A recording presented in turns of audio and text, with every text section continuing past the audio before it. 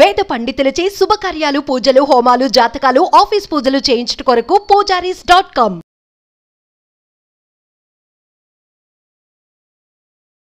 నమస్తే, welcome to Suman TV. నేను మీ యామ్ని. ప్రస్తుతం మనతో ఉన్నారు ప్రముఖ ఆధ్యాత్మికవేత్త, ప్రముఖ జ్యోతిష్య వాస్తు పండితులు మాడుగుల శివప్రసాద్ గురువు గారు ఉన్నారు. గురుగారితో మాట్లాడదాం. అదేవిధంగా మనకి సెప్టెంబర్ నెలలో 12 రాశుల వారికి ఏ విధంగా ఉంటుంది, ఎలాంటి పరిహారం చేసుకోవాలి, ఈ విషయాల గురించి కూడా అడిగి తెలుసుకుందాం. నమస్కారం గురుగారు. ఆశీర్వచనం తల్లి. సెప్టెంబర్ నెలలో మిథున రాశి వారికి ఏ విధంగా ఉంటుందండి?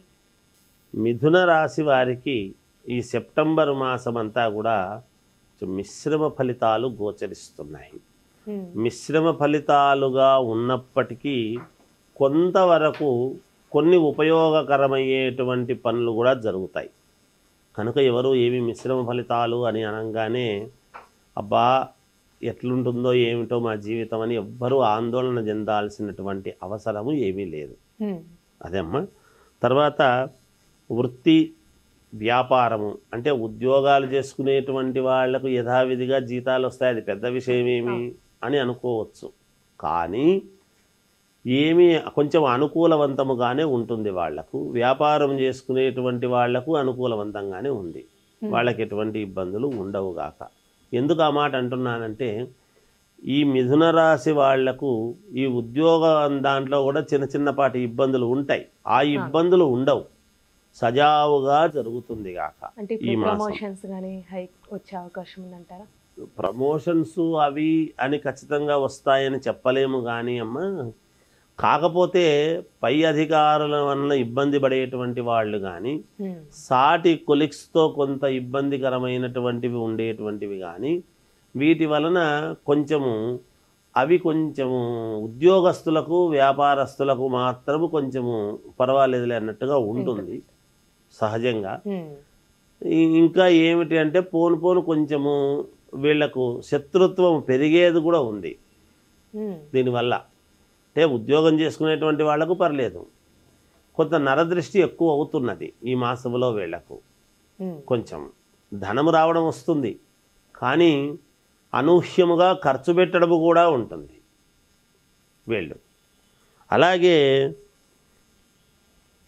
ప్రయత్న కార్యముల యొక్క జయం.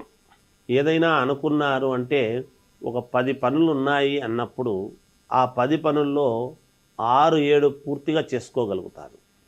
ఒక 2-3 పనులు మాత్రం తప్పకుండా చేయలేరు, అవి పెండింగ్ పడతాయి వీళ్ళకు. కొన్ని పనులు అయితే చేసుకోగలుగుతారు, కానీ గట్టి ప్రయత్నము చేసుకోవాలి. ఏదో చేసినామంటే చేసినామని కాకుండా అబ్బా నేను దీని మీద ఇంత ఎఫర్ట్ పెట్టి నేను చేయాల్సి వస్తుంది అనేటువంటి కించిత్ బాధ అది కూడా ఉంటుంది, కానీ తప్పదు, చేసుకోవాలి.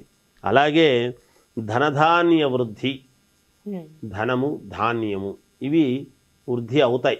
మామూలుగా ఉంటే కొంచెం ఎక్కువ కావటము, అనుకూలించడము, కొన్ని సందర్భాల్లో ఉన్నట్టు అబ్బాయి ఈరోజు నాకు మేలు అయిందిలే అనేటువంటి భావన కలుగుతుంది, ఈ వారంలో కొంచెం మేలు జరిగింది అని. అలాగే ఉద్యోగమునందు కాస్త భంగములు అంటాడు కొంతమందికి, అంటే అనూహ్యముగా మార్పు జరగటము, వేరే చోటికి వెళ్ళవలసి రావటము, లేదా ఈ ఉద్యోగంలో నుంచి తీసేసి ఇంకో చోటికి వెళ్ళండి అని చెప్పడము, ఏదో కొంచెం ఇబ్బందులు, చిన్నపాటి ఇబ్బందులు. నేను చెప్పాను కదా కొంచెం అటు ఇటు మిశ్రమ ఫలితాలు అన్నది. అందుకే కొంతమందికి బాగుంటుంది, కొంతమందికి ఇలా ఉంటుంది. అది వాళ్ళ ఏ లగ్నములో పుట్టారు ఏమిటి అనే దాన్ని బట్టి ఉంటుంది. లగ్నం కూడా చూడాలి కదా, రాశి కరెక్టే, కానీ ఏ లగ్నంలో పుట్టారో మిగతా గ్రహస్థులు ఏమున్నాయో చూసుకోవాలి. అదొక విధానం. విద్యార్థులు కానీ ఉద్యోగస్తులకు సంబంధించి విదేశీయానం అంటుందంటారా సెప్టెంబర్ నెలలో? వీళ్ళు వెళ్ళగలుగుతారమ్మా, ప్రయత్నాలు చేసుకోవచ్చును. విద్యార్థి వీళ్ళు ఉద్యోగం గురించి కానీ చదువుకోవడం గురించి కానీ వెళ్ళాలి అనేటువంటి ప్రయత్నాలు చేసుకోవచ్చును. అంతేకాకుండా కొంతమంది వీళ్ళ వాగ్ధాటి, వీళ్ళ వాక్ చాతుర్యము, వీళ్ళ తెలివితేటలను బట్టి కొంతమంది అనూహ్యముగా రాజకీయాల్లోకి వెళ్ళాల్సిన పరిస్థితి వస్తుంది. రాజకీయాల వైపు అసలు వాళ్ళకు కూడా ఆలోచన ఉండదు వెళ్ళాలి అని, కానీ వీళ్ళు మాట్లాడే విధంగా పరిచయాలు ఉంటాయి, వాళ్ళతో తిరుగుతుంటారు, కానీ దాంట్లోకి పోవాలా అనేది ఉండదు అనమాట. నువ్వు దీంట్లోనే ఉండు, వేరే ఎందుకు, వీళ్ళు పాపం అక్కడ తిరుగుతుండి కూడా వేరే ఏదన్నా వీళ్ళ బ్రతుకుదెరు చూసుకోవాలి అనే తపనతో ఉంటారు. దానికంటే ఎందుకు ఇక్కడే ఉండి నీకు ఇది ఉంటుంది మేలు అని ఒక ఏదో యువతకు సంబంధించినటువంటి ఒక ఇది ఇవ్వడం కానీ చేయడం కానీ ఇట్లాంటివేవో చేసిన దానివల్ల వాళ్ళు అనూహ్యముగా రాజకీయాల్లోకి ఉన్నట్టుండి వెళ్ళాల్సినటువంటి అవసరం ఏర్పడుతుంది అనేటువంటిది సూచన. అయితే అంటే ఏమైనా శుభకార్యాలు జరిగే అవకాశం ఉందంటారా? శుభకార్యాలు ఉన్నాయమ్మా, చేసుకుంటారు. వివాహము కావాల్సినటువంటి వాళ్ళు వివాహం ప్రయత్నాలు చేసుకోవచ్చును. ఈ దానికి సంబంధించినటువంటి మాటలు మాట్లాడుకుంటారు. అలాగే మామూలుగా శుభకార్యాలలో పాల్గొంటారు.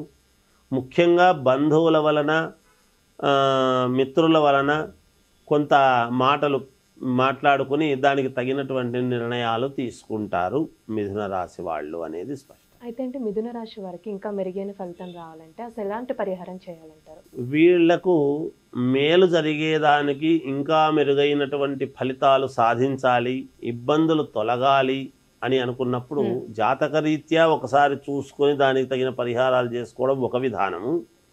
ఇప్పుడు దైవానుగ్రహం చేత ఈ సెప్టెంబర్ మాసములోనే గణపతి నవరాత్రులు వస్తున్నాయి. ఈ గణపతి నవరాత్రులలో ఏ రోజైనా పర్వాలేదు, ఏ రోజు చేసుకున్నా పుణ్యప్రదమే.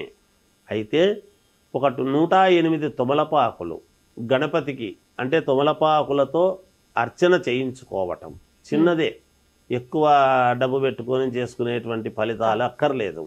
గణపతికి తొమలపాకులతో 108 తొమలపాకులతో అర్చన చేసుకోవటము, మామూలుగా కుంకుమార్చనలాగా అర్చన చేయించుకోవటము, 1.5 లీటరు పాలు అభిషేకానికి ఇవ్వటము చేసుకుంటే వీళ్ళకు పరిహారము బాగా ఉంటుంది.